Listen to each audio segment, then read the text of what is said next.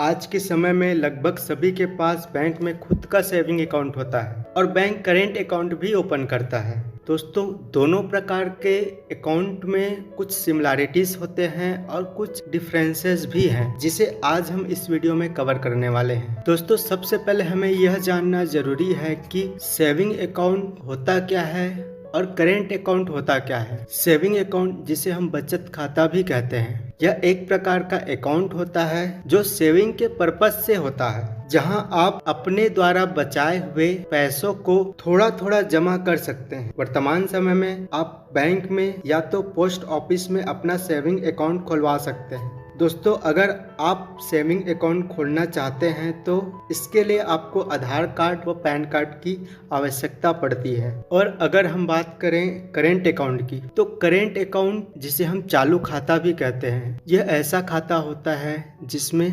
पैसों का ट्रांजैक्शन की कोई लिमिट नहीं होती। यह अकाउंट किसी कंपनी, पब्लिक इंटरप्राइजेस या फिर बिजनेसमैन के लिए होता है, जहां पर पैसों का ट्रांजैक्शन बड़े पैमाने में होता है। अगर आप करेंट अकाउंट खोलना चाह रहे हैं तो आपको इसके लिए अपने बिजनेस से रिलेटेड डॉक्यूमेंट देना पड़ता है, जैसे PAN card, driving licence, municipal authorities से इशू किया हुआ लाइसेंस या फिर सर्टिफिकेट। इसके अलावा इनकम टैक्स या फिर जीएसटी सर्टिफिकेट की जरूरत आपको पड़ती है। दोस्तों, सेविंग अकाउंट या फिर करेंट अकाउंट खोलने के पीछे कुछ पर्पस होता है। अगर मैं बात करूं सेविंग अकाउंट की, तो सेविंग अकाउंट एक डिपॉजिट अकाउंट होता है जो डेली की लिमिटेड ट्रांजैक्शन ही अलाउ करता है। वहीं करेंट अकाउंट की अगर मैं बात करूं तो यह बिजनेस पर्पस के लिए होता है। यहाँ पे डेली ट्रांजैक्शन की कोई लिमिट नहीं होती है। अब हम बात कर लेते हैं मंथली ट्रांजैक्शन की। सेविंग अकाउंट के बारे में अगर बोला जाए तो सेविंग अकाउंट की फैसिलिटी देने वाले बैंक अकाउंट होल्डर को बिना किसी शुल्क के किसी भी एटीएम से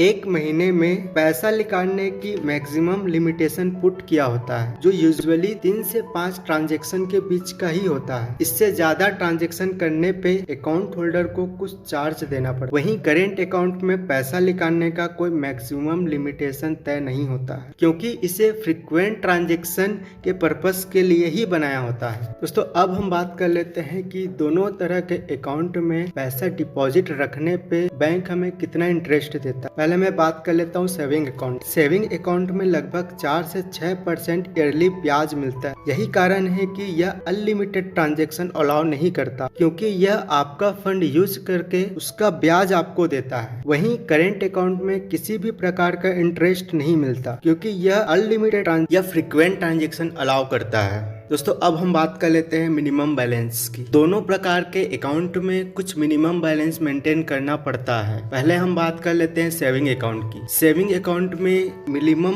बैलेंस रिक्वायरमेंट कम होता है, जैसे यह 500, 1000, 2000, 5000 या 10,000 हो सकता है। वहीं करेंट अकाउंट में मिनिमम बैलेंस रिक्वायरमेंट थोड़ा सा ज्यादा होता है, जो 5000, 10,000, 20,000 व 25,000 हो सकता है।